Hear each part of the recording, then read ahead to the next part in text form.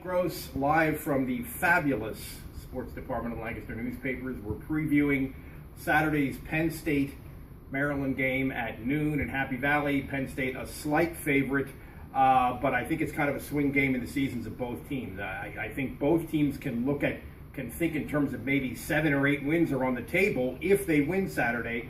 I also feel like 7 or 8 losses is on the table maybe for both teams if they lose Saturday.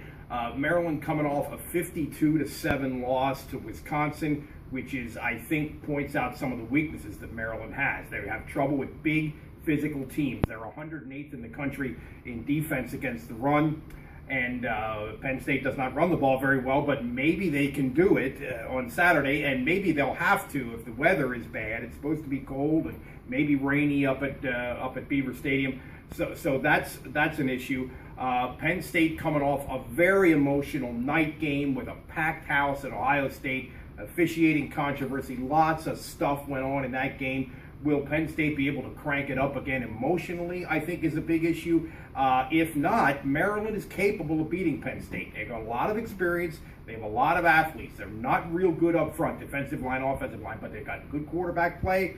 They have a Stephon Diggs, a wide receiver, kick returner, who is as good as anybody of that type of player that Penn State is going to face all year.